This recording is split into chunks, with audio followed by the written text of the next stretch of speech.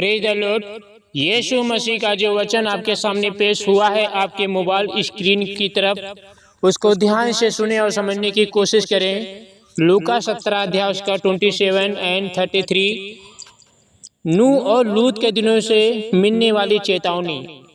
यानी दोस्तों, परमेश्वर ने सदोम और अमोरा को नष्ट कर दिया था। इतना वहाँ पे तांडव और बलात्कार हो रहे थे, स्त्री पुरुष जानवर सबके साथ कुकर्म हो रहे थे, लेकिन ये परमेश्वर को देखा नहीं गया।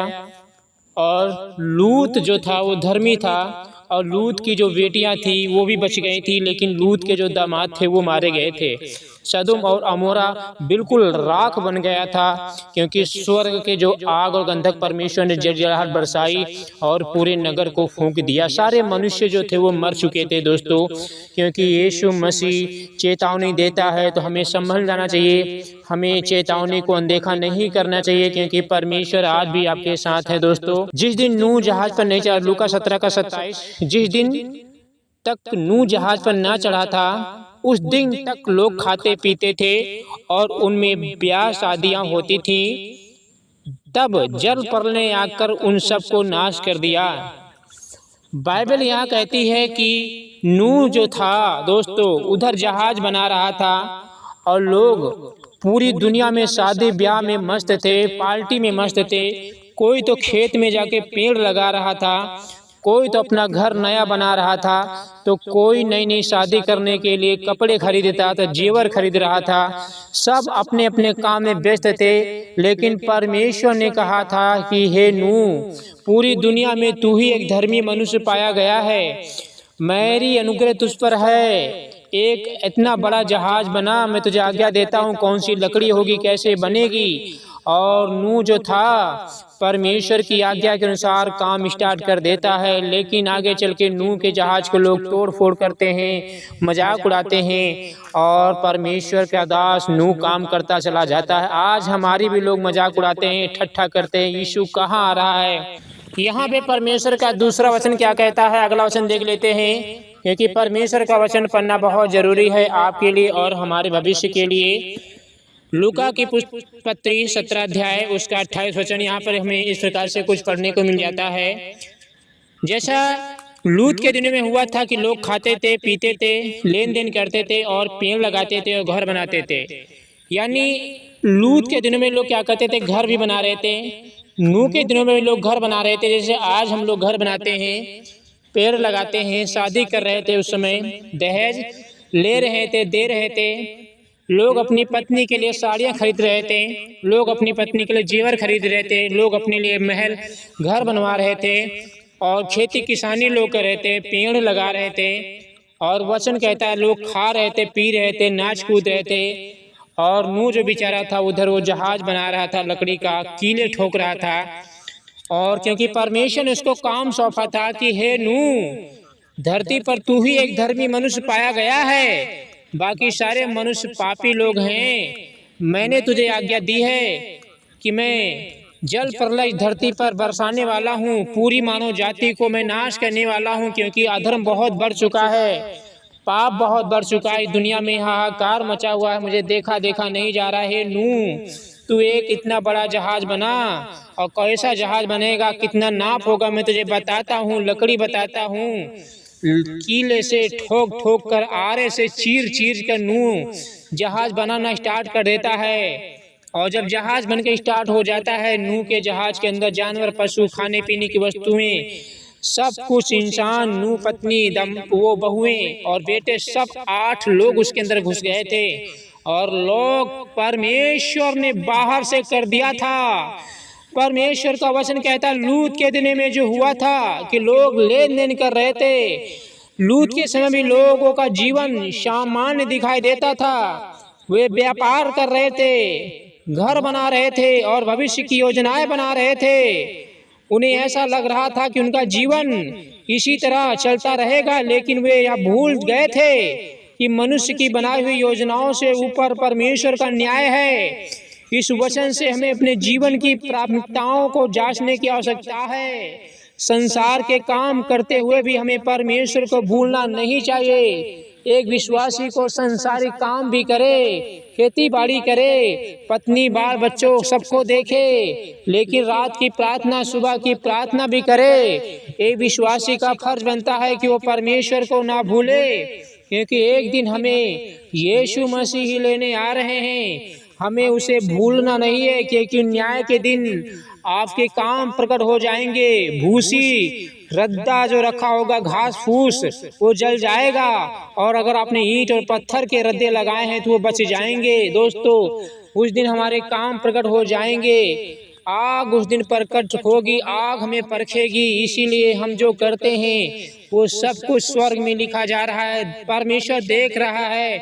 हम ये सोचते हैं कि कोई हमें देख नहीं रहा, लेकिन हमारा खुदा जिसने पूरी मानव जाति को बनाया, पूरी धरती को बनाया, पूरी कायनात को बनाया, वो परमेश्वर हमें जांचता है, वो परमेश्वर हमें देखता है, वो परमेश्वर हमें निहारता है। तो आज हमें अपने पापों को छोड़कर यीशु के पास लौटने की आवश्यकता है। दोस्तों, यहाँ पे परमेश्वर का वचन कहता है, लूका की पत्र 17:30, मनुष्य के पुत्र के प्रकट होने के दिन भी ऐसा होगा। ये वचन कहता है कि जब मनुष्य का पुत्र यानी यीशु मसीह जब प्रकट होगा तो नूह के समय जैसा हुआ था वैसा ही होना स्टार्ट होगा।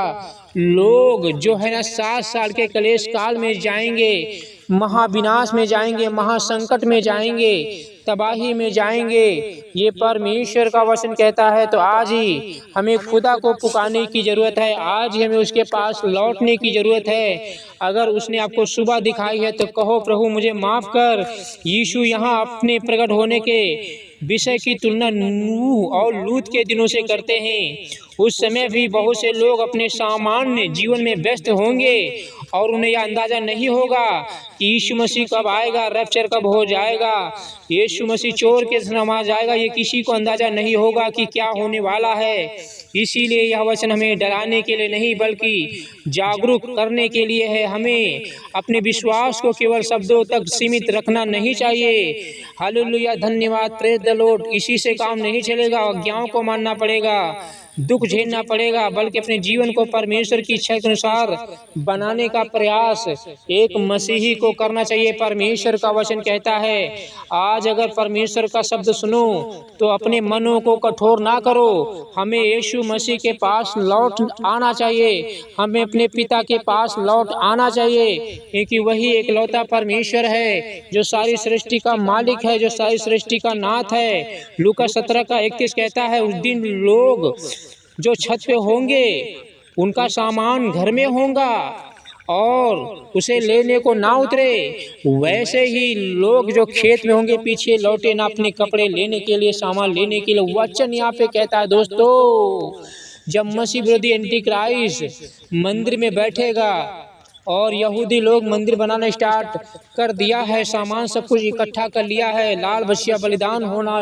बाकी है। दोस्तों, कोई न्यूज में निकल चुका कि बछिया का बलिदान हो चुका है, लेकिन पूरा जानकारी अभी नहीं है किसी के पास, क्योंकि वचन यहाँ पे कहता है जिन दिन लाल बछिया का बलिदान हो जाएगा यहूदी लोग गर्दन काट देंगे और होम बलि पे जला देंगे उसे। तो समझ जाना कि अब एक दिन भी आपके पास फालतू नहीं है। वचन यहाँ पे कहता, जब एंटी क्राइस्ट या मसीह विरोधी मंदिर में बैठकर हुक्म चलाएगा और सब लोगों से कहेगा छाप लो मेरी 666 माथे पर या दाहिने माथ पर, तब तुम राशन खरीद पाओगे, बैंक से लेन देन कर पाओगे, पैसा निकाल पाओगे, जीवन जी नहीं पाओगे अगर आपने 666 की छाप नहीं ली। और छाप ली तो परमेश्वर जीते जी आपकी भट्टी में डालेगा, नहीं लोगे राशन नहीं मिलेगा, मसीह विरोधी पाएगा। इसीलिए प्रभु कहते हैं मन फिराओ और समय रहते हुए प्रभु के पास रैप्चर में चले जाओ। वचन यहाँ पे कहता, यीशु यहाँ तत्काल की बात कर रहे हैं, जल्दी करो, जब परमेश्वर का समय आएगा तब सांसारिक वस्तुओं को बचाने की चिंता सबसे महत्वपूर्ण नहीं होगी। मनुष्य अक्सर अपने घर, धन और सम्मान को बहुत महत्व देता है, लेकिन यह वचन हमें याद दिलाता है कि सांसारिक संपत्ति स्थायी नहीं है। इसलिए आज ही हमें यह तय करना चाहिए कि हमारे जीवन में सबसे महत्वपूर्ण स्थान किसका है, संसार की वस्तुएं का या परमेश्वर की। हमें आज में परखना है, आज में जांचना कि हम किससे ज़्यादा प्रेम करते हैं, सांसारिक वस्तुओं से प्रेम करते हैं या संसार से प्रेम करते हैं, कि हम किससे ज़्यादा प्रेम करते हैं। दोस्तों, आज हमें अपने आप को जांचना चाहिए, आज हमें पड़ताना चाहिए कि आज हमारा मन कहाँ है, संसारिक वस्तु पे मन है हमारा कि परमेश्वर की तरफ हमारा मन है। आज हमें लौट आना चाहिए प्रभु यीशु मसीह के पास, क्योंकि समय बहुत कम बचा है। अपनी चिंताओं, अपने धन, अपने सुख विलास में अपना जीवन ज़्यादा व्यतीत करने की कोशिश ना करें। प्रभु कहते हैं अपनी सारी चिंता मुझ पर डाल दो, बाकी मैं संभाल लूँगा, मुझे ध्यान है तुम्हारा, तुम परिश्रम ज़्यादा ना करो, मेरी तरफ देखो। लूका 17 का 32 लूत की पत्नी को याद रखो। लूत की पत्नी का मतलब होता है जब परमेश्वर ने आज्ञा दी थी लूत को और लूत की पत्नी को और लूत की जो बेटियां थी उनको आज्ञा दी थी, क्योंकि लूत के जो दामाद थे उन्होंने आज्ञा नहीं मानी, लूत का कहना नहीं माना और वो उसी सदोम और अमोरा में जल के राख हो गए थे। जब परमेश्वर ने पूरे परिवार से कहा था कि हे लूत, तू ही धर्मी पाया गया है, इस सदोम और अमोरा में कितना गुनाह हो रहा, बेविचार हो रहा, कुकर्म हो रहा, इंसान कुत्ते भेड़िए की तरह लगे हुए हैं, मैं तुझे आज्ञा देता हूं कि तू यहाँ से निकल। दोस्तों, स्वर्गदूत आते हैं, उनको फटाफट वहाँ से निकालते हैं, लेकिन एक महत्वपूर्ण आज्ञा परमेश्वर ने लूत और लूत की पत्नी को दिया था कि जब मैं नगर को फूंकने लगूं तो तुम पीछे मुड़ के ना देखना, नहीं तो तू गड़बड़ हो जाएगा। लेकिन लूत की पत्नी ने देखा कि मेरा घर जल रहा है, मेरी वस्तुएं जल रही हैं, मेरा परिवार की जो चीज़ें हैं वो सब जल रही, मेरा घर जल रहा, ये सोचकर उसने पीछे मुड़ के देखा और वो नमक का खंबा वहीं पे ढेर हो जाती है।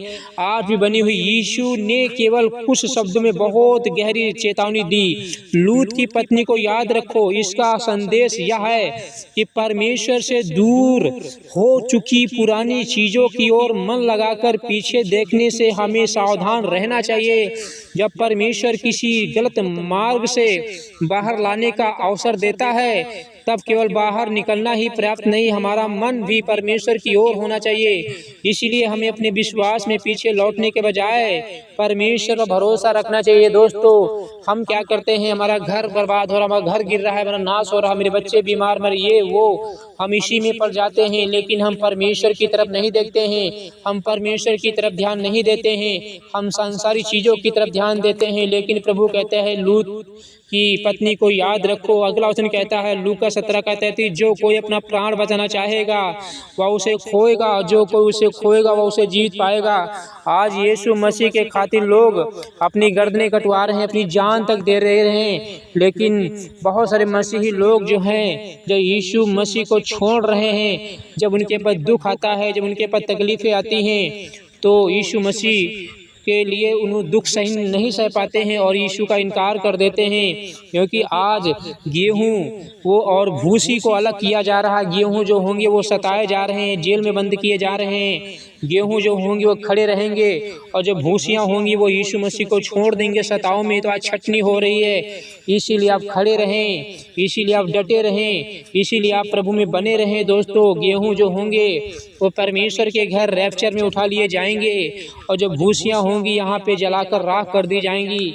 सूरज की तपन से लोग जिंदा जला दिए जाएंगे, सूरज की तपन से लोग झुलस जाएंगे, उनकी चमड़ियाँ सिकुड़ जाएंगी, लोग मारे जाएंगे। परमेश्वर यीशु मसीह का वचन कहता है, यह वचन में बताता है कि अपने जीवन को बचाए रखने की स्वार्थी कोशिश और परमेश्वर के लिए जीवन समर्पित करने में बहुत अंतर है। मनुष्य यदि केवल अपनी इच्छाओं, सुख सुविधाओं और सांसारिक सुरक्षा को ही सबसे बड़ा लक्ष्य बना ले तो वह असली जीवन के उद्देश्य को खो सकता है।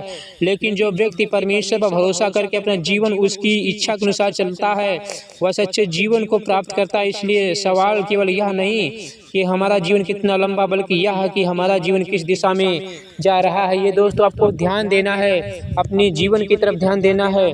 हम क्या करते हैं, सांसारिक सुविधाओं की तरफ पीछे पड़े हैं, गाड़ी गड्ढा, रुपया पैसा, जमीन जायदाद, शादी ब्याह, कपड़े, मौज मस्ती, खाना पीना, हम इसी में पड़े हैं। लेकिन प्रभु यीशु मसीह ने हमें चेतावनी दी है कि लूत की पत्नी को याद रखो, क्योंकि वो समय भयंकर होंगे, वो समय जो होंगे बहुत भयानक होंगे। इसीलिए हमें प्रभु के पास आने की आवश्यकता है। उसके पीछे चलने की आवश्यकता है दोस्तों। उसके मार्गों पर चले, उसकी विधियों को माने, उसके नियम को ना तोड़े, क्योंकि परमेश्वर आपसे प्यार करता है, वो आपको बचाना चाहता है। ये परमेश्वर का वचन इस प्रकार से अगला वचन यहाँ पे कहता है दोस्तों, ध्यान से सुने और समझने की कोशिश करें, क्योंकि हमारा जीवन लंबा नहीं है।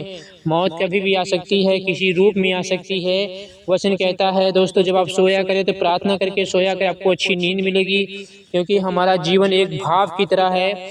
जब रोटी एक स्त्री बनाती है और भगोना का ढक्कन खोलती है, प्रेशर कुकर की गैस निकलती है, तो वो भाप थोड़ी दिखाई देती है सफ़ेद सफ़ेद, लेकिन आगे चल के वो भाप जो होती है वो गायब हो जाती है। इसीलिए प्रभु यीशु मसीह यहाँ पे कहते हैं, तुम्हारा बेटा बेटी, तुम्हारा जीवन भाप की तरह है, जो थोड़ी देर दिखाई देता है और फिर वो गायब हो जाता है। इसीलिए प्रभु कहते हैं, बेटा मन फिराओ और प्रभु के पास लौट आओ, क्योंकि समय बहुत करीब आ चुका है। इन सभी वचनों में एक बात बार बार सामने आती, परमेश्वर की चेतावनी को टालना नहीं चाहिए। नूह के दिनों में लोग सामान्य जीवन जी रहे थे, लूत के दिनों में भी लोग अपने अपने कामों में लगे हुए थे, लेकिन अचानक न्याय का समय आ जाता है। ये परमेश्वर का वचन कहता है कि एक दिन अचानक न्याय का समय आ जाता है। इसलिए हमें केवल भविष्य की घटनाओं के बारे में सोचने के बजाय आज अपने जीवन को परमेश्वर के सामने जांचना चाहिए। क्या हमारा विश्वास केवल बोलने तक है या हमारे जीवन में दिखाई देती है? क्या हम संसारिक चीज़ों की तरफ व्यस्त हैं या परमेश्वर की तरफ सुनना चाहते हैं? आज ही प्रभु के पास लौटें और अपने जीवन को प्रभु के हवाले करें। हालेलुया। यीशु का संदेश हमें जागने के लिए और तैयार रहने के लिए हमें बताता है। God bless you. परमेश्वर आपको बहुत सारी आशीष दे। वीडियो को लाइक करें और चैनल को सब्सक्राइब करें। आमीन।